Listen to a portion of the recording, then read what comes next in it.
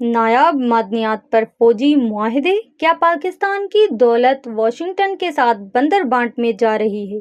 پاکستانی فوج کی اعلیٰ قیادت نے ایک بار پھر ایسا قدم اٹھایا جس نے سول اداروں کے کردار پر سنگین سوالات کھڑے کر دیے ہیں۔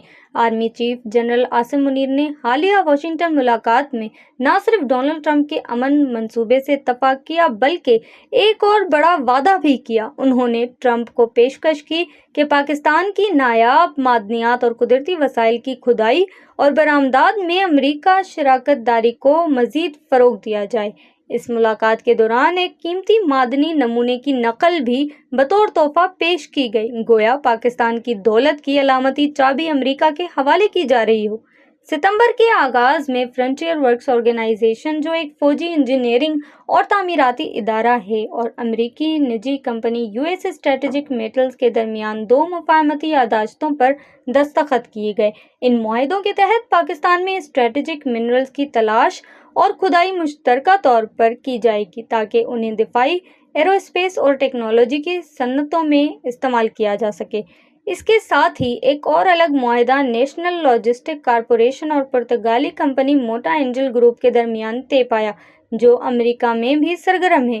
یہ معاہدہ بھی معدنیات کی تلاش اور انجینئرنگ سے متعلق ہے۔ یہ پہلی بار نہیں کہ پاکستانی فوج نے معدنی وسائل پر براہ راست غیر ملکی کمپنیوں کے ساتھ ڈیل کی ہو۔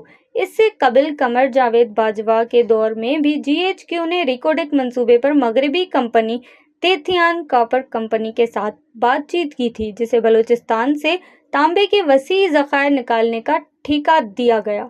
ان تمام معاہدوں کا سب سے تشویشناک پہلو یہ ہے کہ نہ تو پاکستان کی کسی سول حکومت کو اعتماد میں لیا گیا اور نہ ہی پارلیمان کو ان معاملات پر کوئی اختیار دیا گیا۔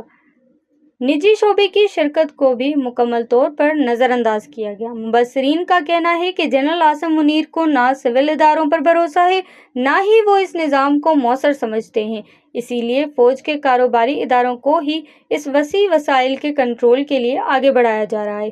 اس ساری صورتحال نے یہ سوال جنم دیا کہ آیا پاکستان کے قدرتی وسائل قومی ترقی کے لیے استعمال ہوں گے یا پھر فوجی معاہدوں اور غیر ملکی کمپنیوں کے ذریعے عالمی طاقتوروں کی جیب میں چلے جائیں گے؟